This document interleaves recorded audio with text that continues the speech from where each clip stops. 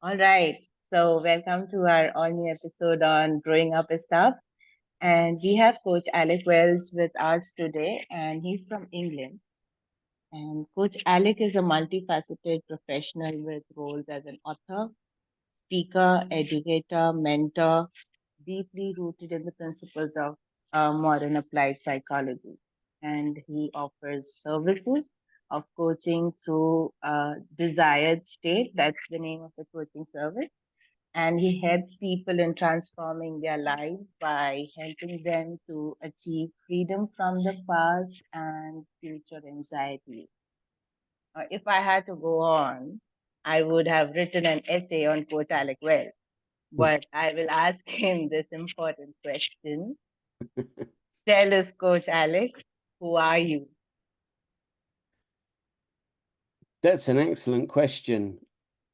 At the root of it, I am somebody who is passionate about people growing in self-awareness, growing in their ability to be sovereign citizens who are not influenced unduly by events outside them and are also wise enough to understand that most of the solutions they seek are inside. Yes. So I think we've covered up at least a little part of who you are, but we're not boxing you into boxes Thank you. with identity. Yes. So tell us, what are you going to share with us today?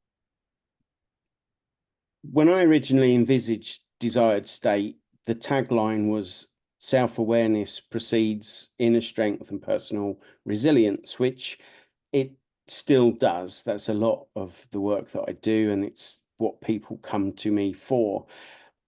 But over a period of time, speaking to people like yourself and doing the Wi-Fi podcast with fellow ecologists, really it's just all about balance in all things. And self-awareness precedes absolutely everything. And probably the bedrock of self-awareness is communication, both the internal dialogue, understanding what you are about, who you are, what you're bringing to the world, how you show up for people, and then learning how to communicate that onwards and outwards to people that are interested in hearing what you have to say. Interesting. So tell us a bit more about self-awareness. What is it to be self-aware? Well, probably self-awareness means different things to different people, but for me, it is the understanding that I am partially a product of my surroundings, my upbringing, the long history of sort of determined factors that sit behind me. But at the single point that I become able to recognize those things, I then get the accountability, the responsibility of making mature, wise, characterful decisions. And that's the point for me that we reach self-awareness, that we stop seeing things as having happened to us or even for us, but we recognize that things are happening through us. So, as I said, it's about that sovereign ownership of ourselves in our societies, our families, our friendships. Okay. So when you talk about self-awareness, once you okay, let me ask this way. Is it an ongoing process, or is it that you found out something about yourself, you're aware of it, and that's it? You stop there. How does this work? You make me think of that meme. I don't know if you've seen it or if your listeners have seen it. What happened before enlightenment? I carried water and chopped wood. What happened after enlightenment? I carried water and I chopped wood. Ultimately, self-awareness I suppose we could call it also mindfulness, but it's an ongoing process. It requires things to alter and change around us so that we can continue to observe, reflect, look at the way our representational systems take in the outside world and how we choose to respond to those external stimuli. So every day is a day of growth and change, and it will continue to be a lesson and a journey in self-awareness until we take our final breaths. Okay. Imagine you are meeting a person who is not aware of what is self-awareness. They have not started a journey.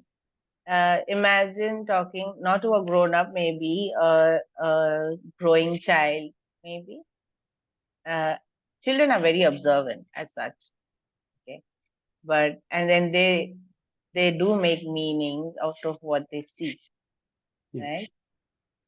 So how would you teach them, or how would you ask them to reflect on this idea of self-awareness so that they understand that this is the idea of being self-aware? Yeah. I thought that you might ask me a question along these lines, and what's been coming to me most of the day is that Whitney Houston song. I believe that children are the future, and teach them well and watch them grow and show them all the beauty that they possess inside. So I don't think I would necessarily have a conversation where I was labeling self-awareness and explaining it in the way that I would with an adult, but I would certainly seek to engage, much as I would with any client, meeting them where they are at and just trying to not even sow the seeds, but yeah, with children, it's a case of making sure that the soil is fertile. And one of the most important things we can do in terms of children to cultivate the potentiality of growing in self-awareness is to listen to them, to actually speak to them and use those coaching skills, the immediacy and the attending, so that they do feel heard, that they're confident to ask questions, to speak up, to observe the things that we in our kind of blinkered prototype fashion of getting through the day have stopped looking at and stopped being aware of. And that to me is one failing that I see regularly with children. Is it, no, this is the way it is, you know, forget your creativity, forget your inventiveness.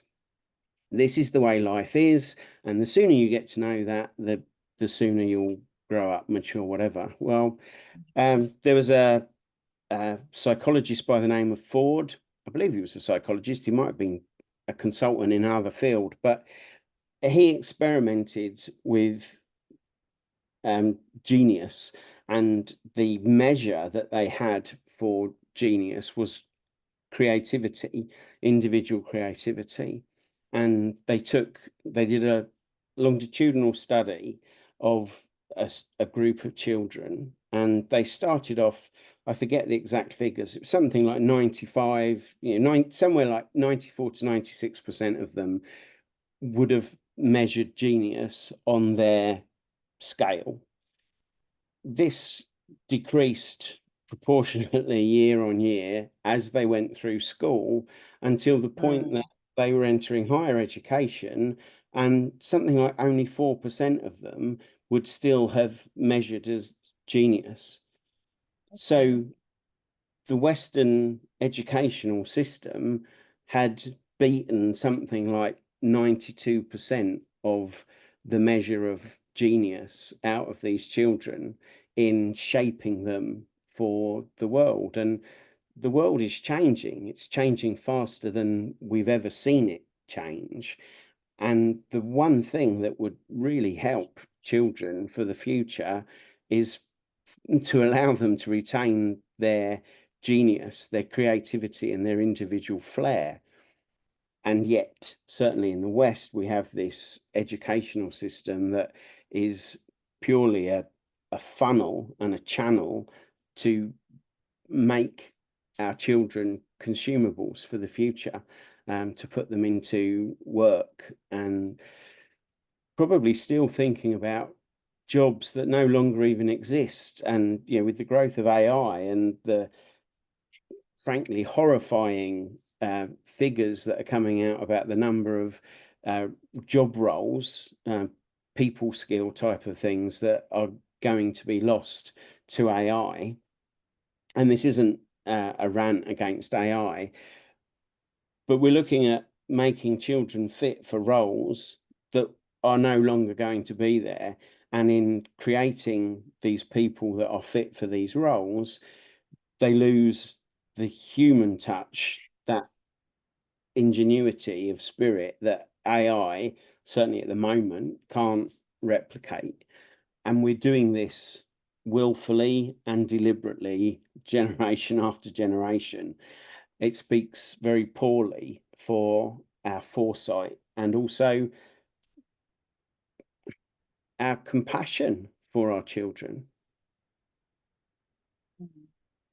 Interesting. But if that is the case, with whom does the responsibility of showing this self-awareness to the children, with whom does it lie?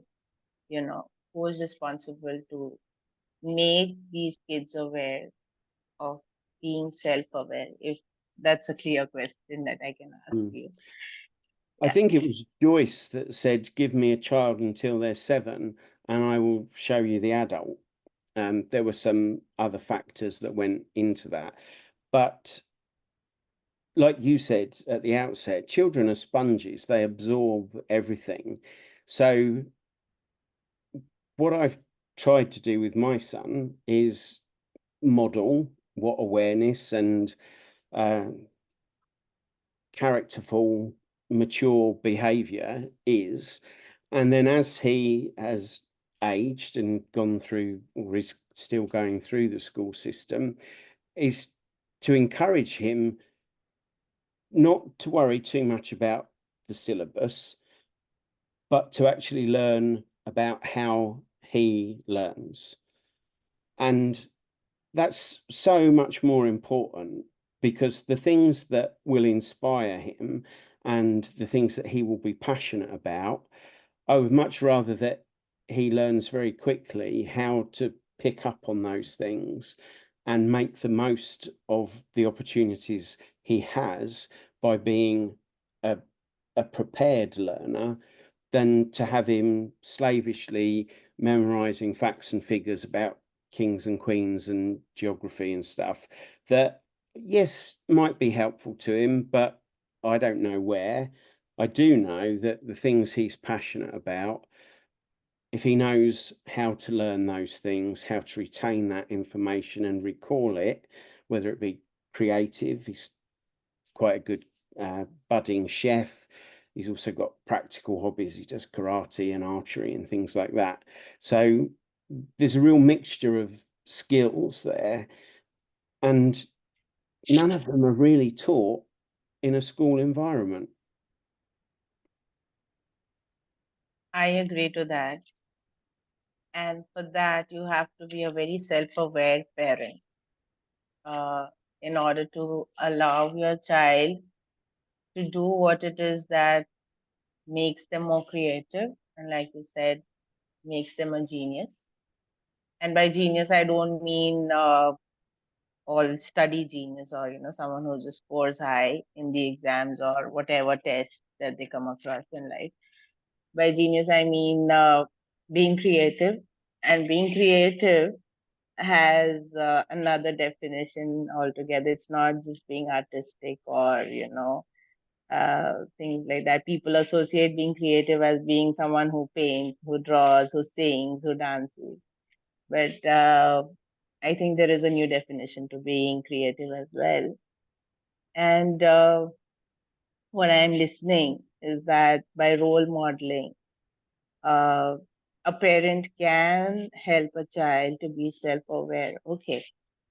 So, not only the positive things, I would like to, for you to share even those moments of uh, pain, of those moments of anger that a parent might face, and still be aware of what kind of behavior is coming out just because of those emotions, right? And how they go through it. That is also a part of being self-aware.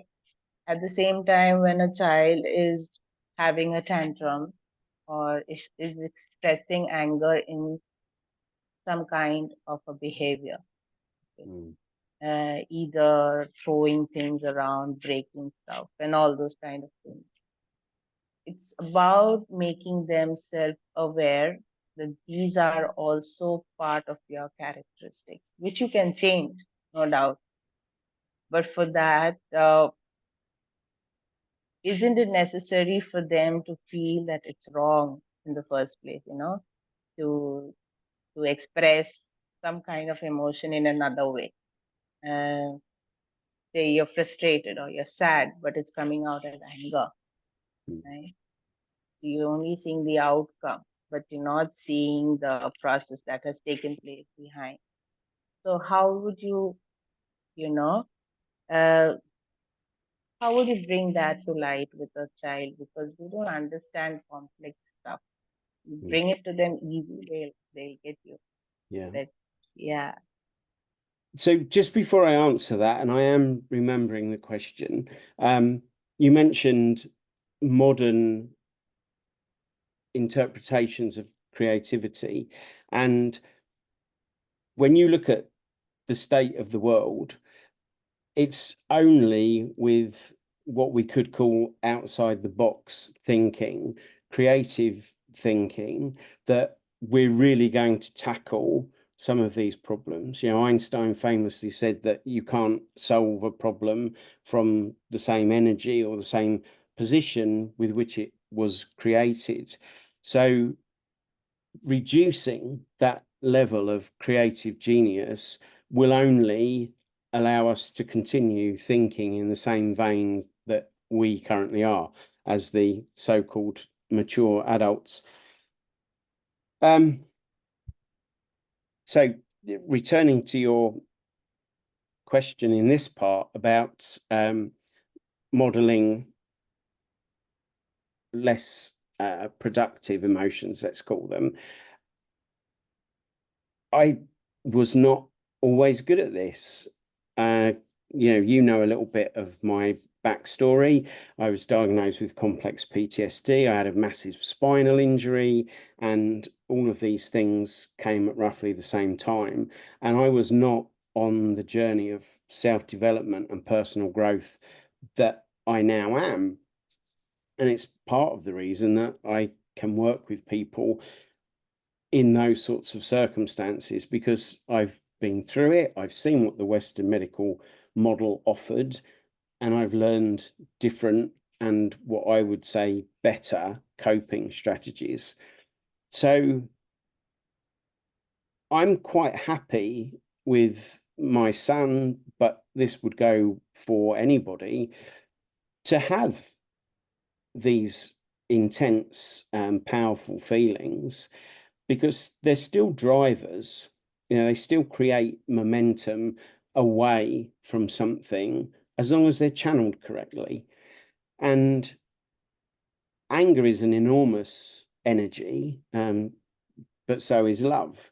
And we can have these kind of bypass moments. People have, and I think with good intention, you know, have a gratitude journal, have a, you know, my thoughts journal, or whatever.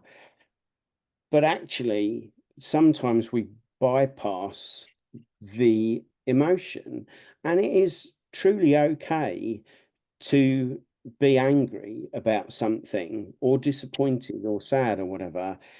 the important part is that we look at why we are sad or angry or whatever the feeling is and process it in a way that A, allows us to release it, and B, kind of transmutes it into something more helpful.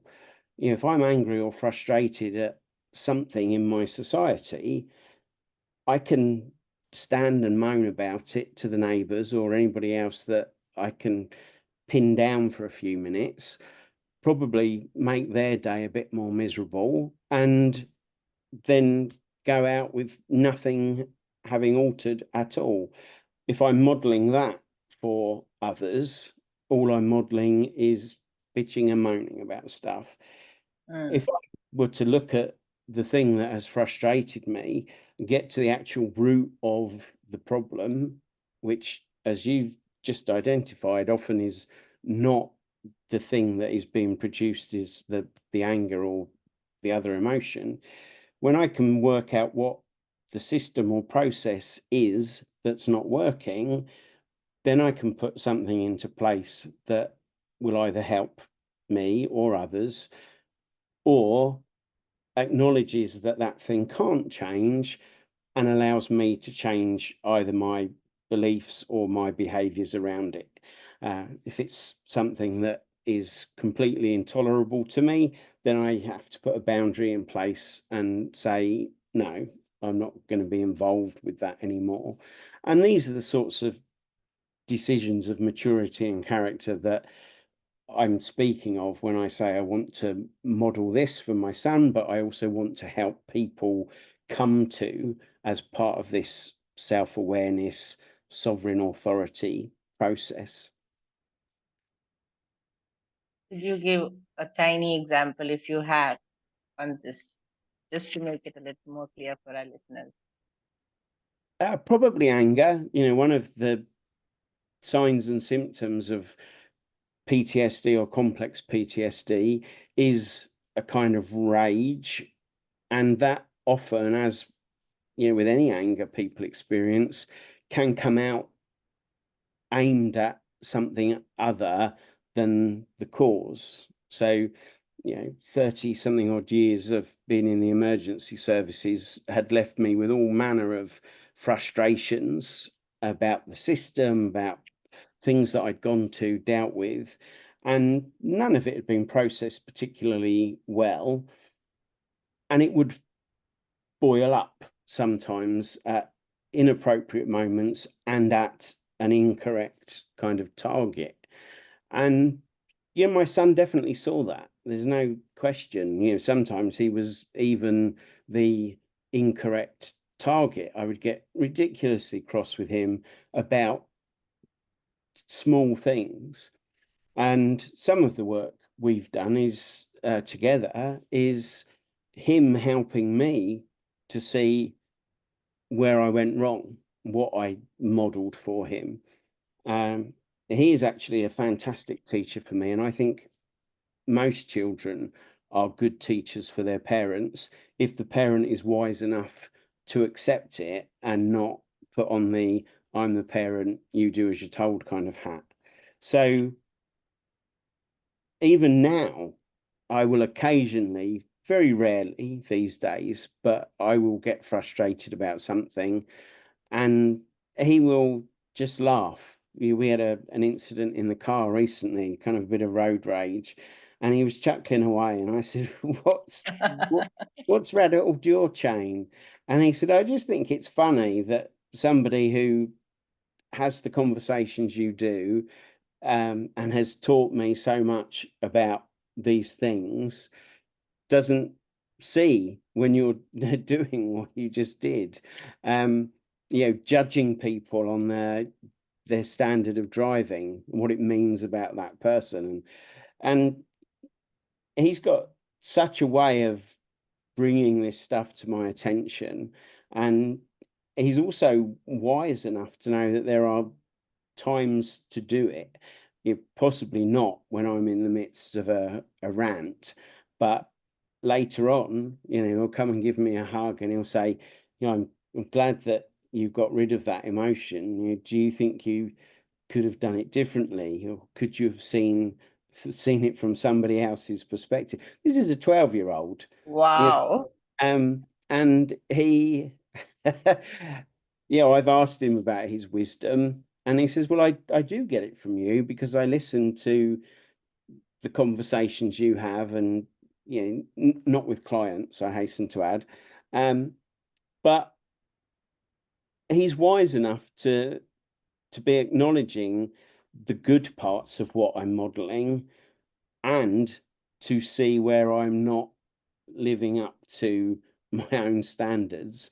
And then he holds me accountable for that, which is a gift in fatherhood that I had never anticipated and would never have dreamed could be a thing. It certainly doesn't emulate my experiences of my own parenting history, Uh-huh.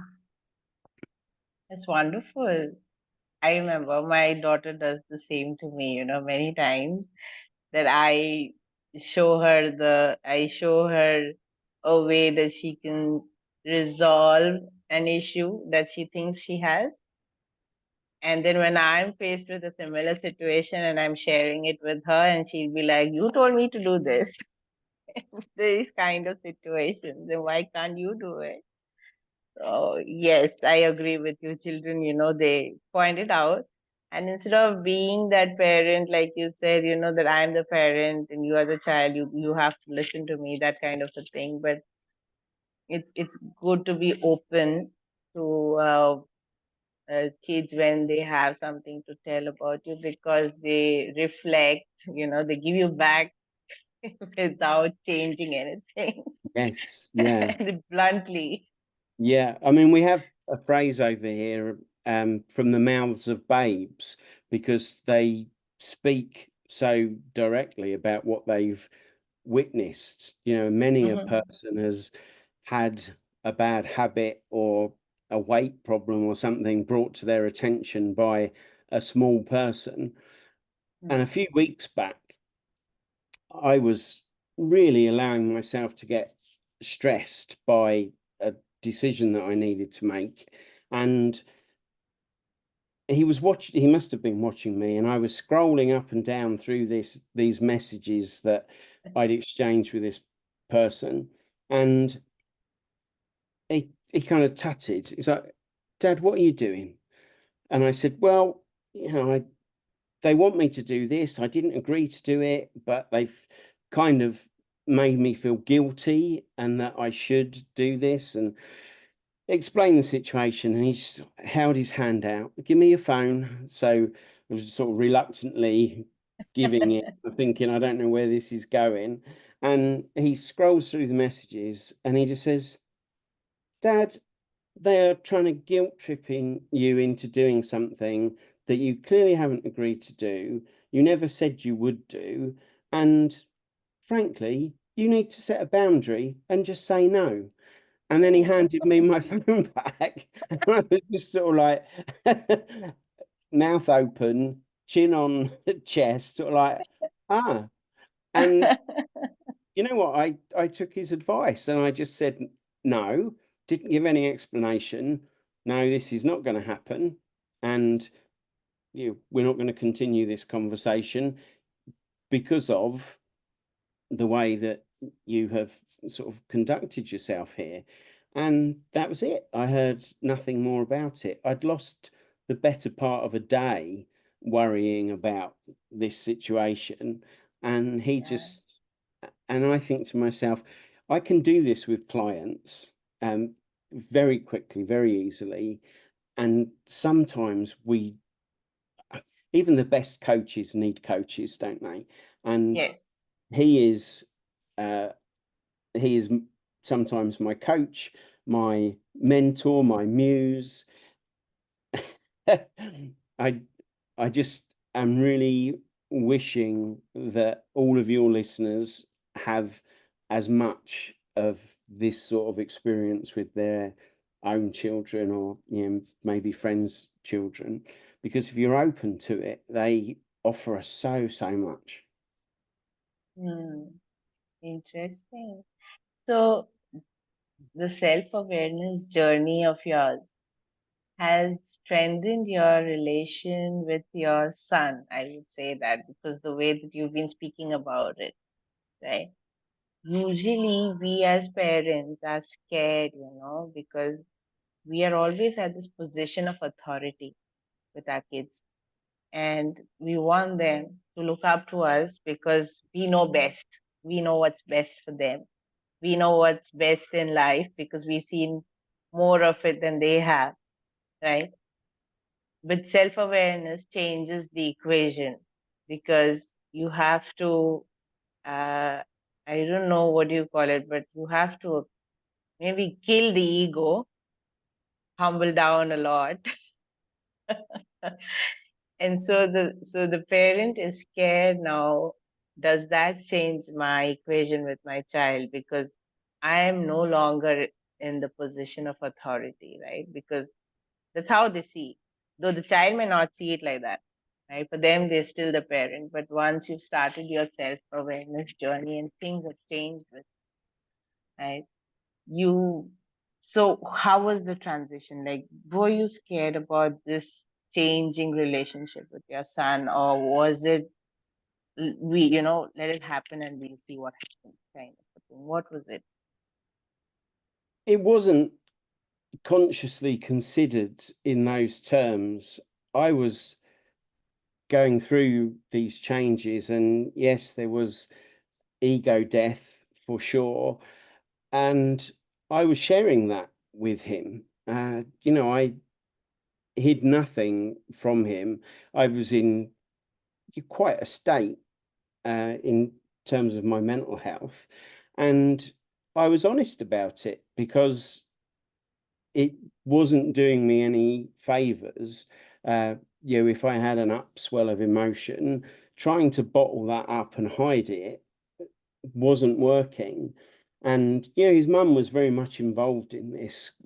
Whilst we separated and ultimately divorced, she has remained a friend, and has we consult regularly about anything that is impacting him. And I asked the question, are you happy for him to be around me given the state that I'm in? And she said, yes, he needs to see you, warts and all. And something that I absolutely believe is that, the shadow parts of ourselves, they don't necessarily all need to be worked on at the same time with the same intensity. There are parts that we can just recognize are a shadow aspect of ourselves and allow it to be there and integrate it, knowing that sometimes I might react this way. That's part of the shadow that I haven't fully addressed as yet. So with my son, we established some ground rules about if one or the other of us was becoming emotional, and being able to leave the conversation where it was, because we were both going through the separation and ultimately the divorce, obviously seeing it from different perspectives, different worldviews and stuff. But we were working our way through it, and we were finding our way through it as we went along. But the thing that I'm actually really only consciously recognizing now as I verbalize it is how we supported each other because of that honesty. And I said at the outset about communication, and one part of effective communication is the degree of honesty that we share with the other people. So we were extremely open about the way we felt and the way it was impacting one another. And yeah, I think we kind of brought each other through it. And I know probably some of your listeners are eye rolling and thinking that there's it was an over dependency on my son, but it wasn't that way. I never had any situations where he was having to either physically or emotionally look after me.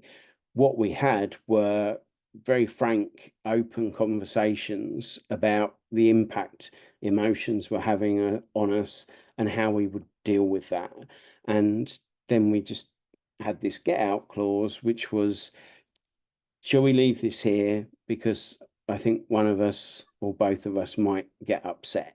And then we would carry on, do whatever we were doing, and then either come back to it later when it felt more comfortable and safe to do so, or left it for another time entirely. And I think the fact that he chooses after school or on a weekend to cycle over and see me, the relationship that I have with his mum and her partner, and the friendliness, the warmth that is there, it's such an important part to model to a child, that just because a romantic relationship ends, a friendship doesn't have to end. Even if a parent meets somebody else and a relationship fails in that way, it doesn't mean that you have to hold this bitterness and resentment for the rest of your life. It's I guess it's a bit of a chicken and an egg. What comes first, the self-awareness and the maturity of character? And I guess as well, you've heard me say about resilience, that without adversity, you can't have a test of your own resilience. And the same goes for choices of maturity and character, and for self-awareness and growth. If there's nothing to measure yourself against, like the little boy behind you in your image, you don't know if you're growing, and you don't know how well you're dealing with something from an empowered way if it's just lip service and theory.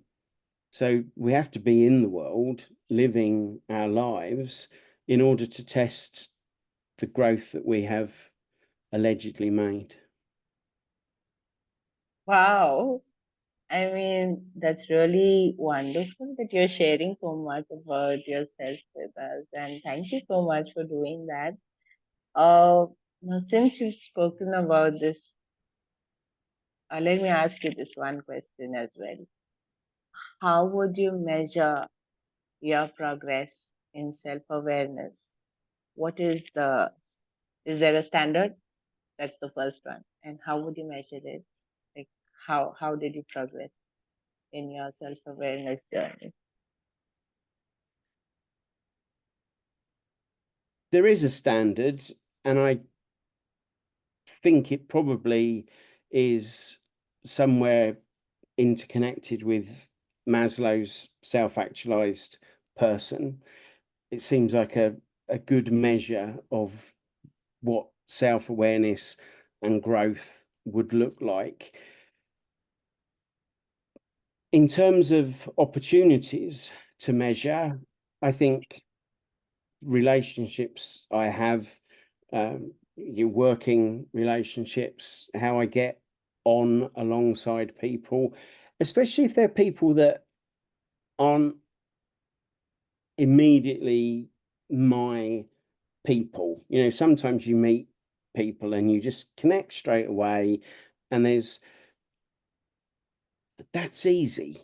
Yes. That's easy.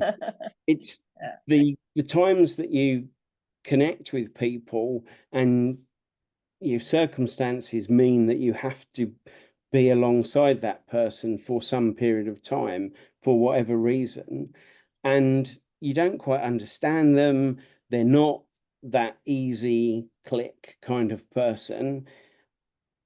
It's seeking to understand creating some kind of commonality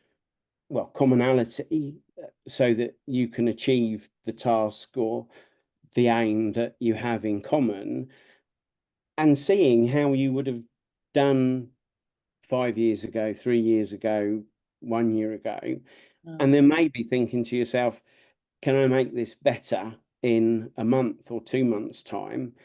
If so, how? Taking some accountability. If there's things that you need to own, then own them. If they're just kind of glitches where you and that person might never really see eye to eye, how do you acknowledge that, work with it? Are you mature enough? Is your communication good enough to be able to address this with someone and say, look, what I'm observing is that we don't get along in this particular area. So we're using Rosenberg's nonviolent communication. You make the observation, you state what you need and a way that you think that this could be achieved, also offering the other person, honoring them enough to let them offer a solution as well. And that to me is growth. It's measurable, and I know what I'm measuring it against, which is self-actualization. Makes a lot of sense, actually. I'm wondering how, kids would relate it with their friends, because they usually have problems with friends, right? Because at points sometimes they agree to something, at many times they disagree with things, and it's always about the thing, right? That I'm correct, you're wrong, you're correct, those kind of things, right?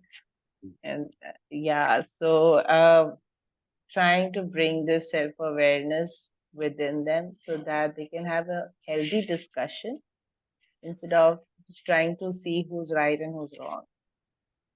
I'm really glad, we have coaches who come up on the podcast and shared so much of their personal stories with us. It's only making it so clear that they are uh, we are humans, we are all humans, and it's not like just because we are coaches doesn't mean that we've got nothing wrong in our life, because we've learned to navigate through those adversities and resilience, like you said, right? And because of those experiences, we are able to share, we are able to help people to go through similar, who are going through similar things, right?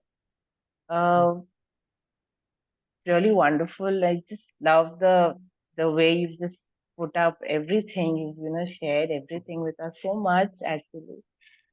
So tell us, how are you celebrating your self-awareness journey? Has it reached a place where you wanted it to be, or uh, how is it going?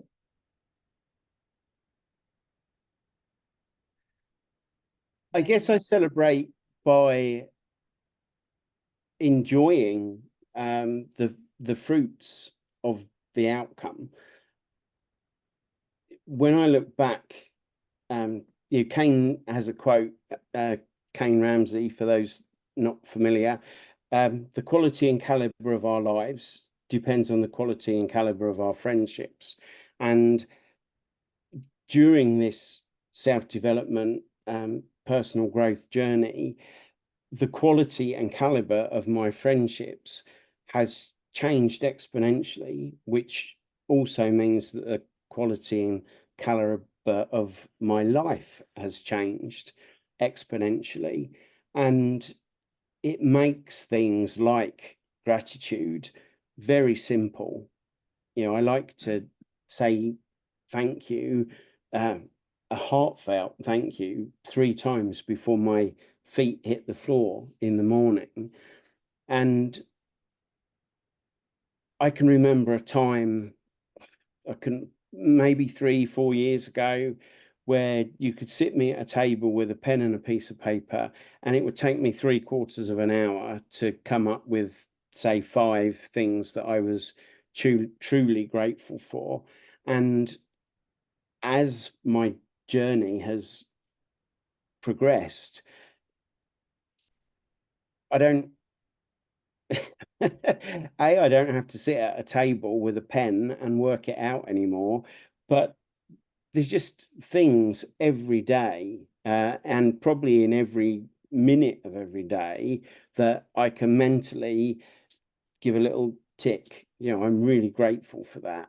And I think as a measure for my clients, when we're talking about growth, it's when they start to come and they relate challenges in the week, and it's not, oh, this went wrong and that went wrong and oh, everything. It's, well, that was a challenge, but I did this, and that's how I came to terms with it.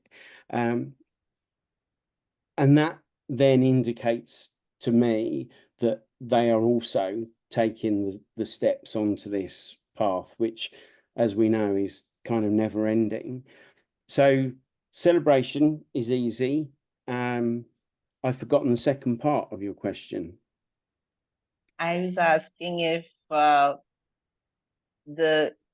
you reached this place that you wanted to be in self-awareness, or is it still going on?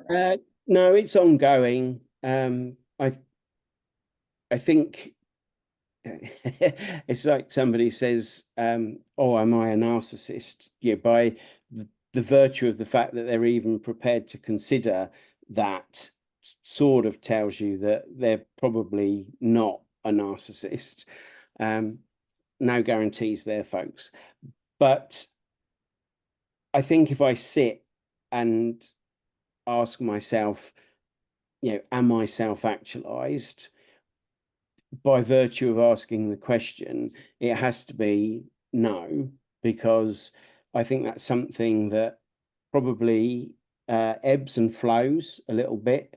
You might be fully in the zone and having an amazing day of growth and insight and treating everybody as a self-actualized person would.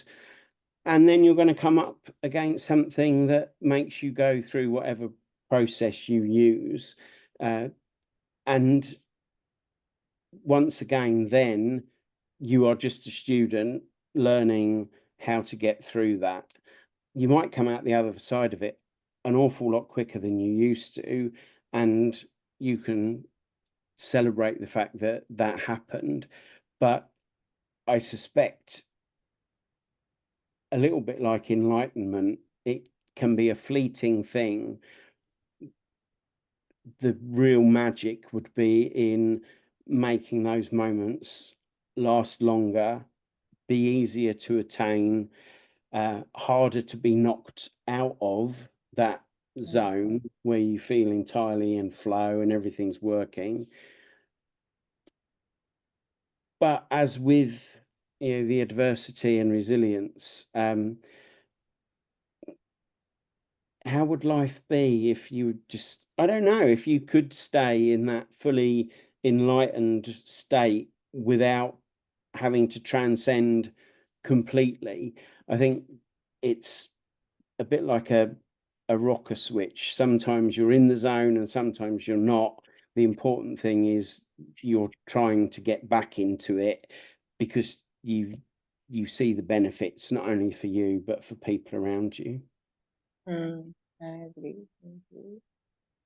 Well, I think we've had a wonderful discussion, a very nice conversation to have about self-awareness, and so much to learn from you. So thank you, Coach. I'll be putting up your links in the bio so that people can connect with you. This conversation has been of so much value to me, at least, and but I'm sure to many listeners as well. We're hoping that we see you soon again with another episode on growing up is tough. Thank you so much for being here with us. Well, thank you so much for inviting me. Our relationship has been over a few years now, and I've been really delighted to see what you're doing with your podcast and to hear some of the conversations that you've had. So I was very pleased to be invited to come, and I hope that people do find a nugget of value in there at some point. I would be delighted to come back at any time to speak with you on any subject, really. So thank you. Thank you so much. So